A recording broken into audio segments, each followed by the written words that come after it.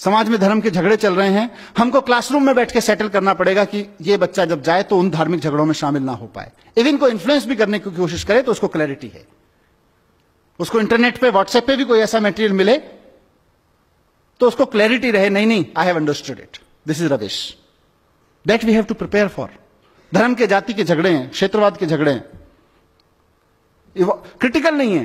5000 साल पहले जिसने कुछ कह दिया उसी को माने बैठे हैं। नया करने की क्षमता पैदा नहीं हो रही है हमारे बच्चों में।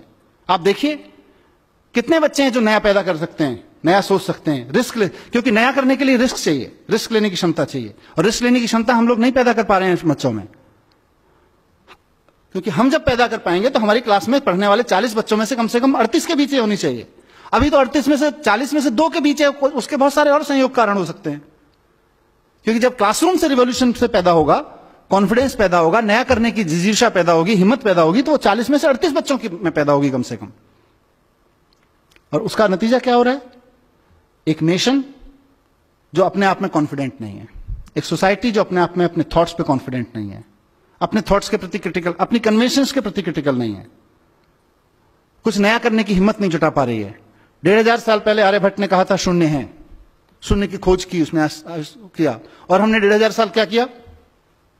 हमने 1500 साल गाना गाया, जब जीरो दिया मेरे भारत ने दुनिया को तब गिनती आई।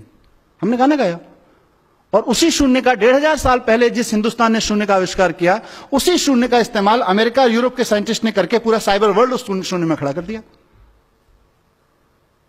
हम गाना गाते रह गए, जब जीरो दिया मेरे भारत ने दुनिया को तब गिनती आई। उन्होंने साइबर वर्ल्ड खड़ा कर दिया। आज वो ट्विटर चलाते हैं, फेसबुक चलाते हैं, गूगल चलाते हैं, यूट्यूब चलाते हैं, हम अपने लड़के लड़कियां नौकरी करने भेजते हैं उनके यहां पे, और हम कहते हैं कि हम तो बहुत महान देश थे पहले से। हम अच्छा हमने किया है, काफी कुछ किया है, ऐसा नहीं है कि एजुकेशन में कुछ नहीं हुआ। मैं with due respect to every educator मैं कहना चाहता हूं कि एजुकेशन की आज तक की बहुत अचीवमेंट है। आज मैं अगर आपके सामने खड़ा होकर इस मंच से बोल पा रहा हूं और आप में से कोई इस बात को लेकर क्वेश्चन नहीं कर रहा है कि ये जो आदमी इतनी बड़ी बड़ी बातें यहां कर रहा है इसका धर्म और जाति क्या है, वो एजुकेशन की अचीवमेंट है आज हमारे यहां। आज आपके सामने कोई आदमी इंटरनेट यूज करता है और आपके मन में कभी भी यह सवाल नहीं उठता, मतलब आपके माने समाज के मन में, समाज में किसी के मन में यह सवाल नहीं उठता है कि इंटरनेट यूज करने वाले की जाति क्या है, जरा पूछ के तो देख लें, इस जाति के लोगों की हिम्मत कैसे हुई इंटरनेट यूज करने की। आज ये क्वेश्चन नहीं बचा है समाज में, वो एजुकेशन की वजह से है। 500 साल पहले गुलाम खरीदना और रखना या गुलाम की तरह बिकना समाज की स्वीकृति में था। आज कोई भी व्यक्ति इस बात को स्वीकार करने को तैयार नहीं है अपने सामने किसी गुलाम को बिकते हुए देखकर। खुद के लिए गुलाम होकर बिकना या खुद के लिए गुलाम खरीदना तो अलग छोड़ दीजिए, ये एजुकेशन की अचीवमेंट है। लेकिन जहां नहीं पहुंचे वहां का चर्चा करना जरूरी है। जो छूट गया एजुकेशन से वो बहुत क्रिटिकल है और वो बहुत स्लो है। इसीलिए मैंने कहा हम अतीत के गुणगान में बहुत लग गए हैं। हिंदुस्तान की सबसे बड़ी प्रॉब्लम यही है कि हम अतीत का गुणगान बहुत करते हैं। हमारे यहां आर्यभट्ट हुए थे, अरे सर जी आर्यभट्ट हुए थे, उसके बाद हमने क्या किया? आर्यभट्ट तो होके चले गए। मुझे कई बार लगता है कि अगर आइंस्टाइन हिंदुस्तान में पैदा हुए थे तो हिमालय में एक मंदिर बना देते हम लोग उसका, और समझा रहे होते अपने बच्चों को 14 कोस की परिक्रमा है, सीधे चले जाओगे, पेट के बल लेट के जाओगे तो जल्दी साइंस समझ में आ जाएगी। पैदल जाओगे तो इतने दिन लगेंगे साइंस समझने में, हेलीकॉप्टर से चले गए तो इतने दिन लगेंगे साइंस समझने में।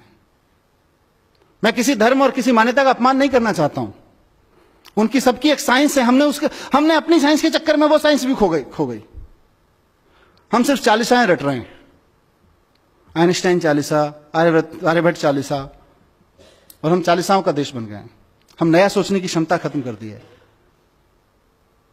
तो मैं इस सभा के माध्यम से, जैसा मैंने शुरू में कहा कि एक बहुत बड़ा स्वार्थ मुझे यहां पे खींच के लाया है, और मेरा वो स्वार्थ है साथियों, मेरा एक सपना है कि इस देश की पॉलिटिक्स में एजुकेशन एक बड़ा मुद्दा बने, इस देश की सोच में एजुकेशन एक बड़ा मुद्दा बने। मैं एक ऐसे दिन का सपना देख रहा हूं कि हमने बड़े बड़े तरह के इलेक्शन देखे हैं।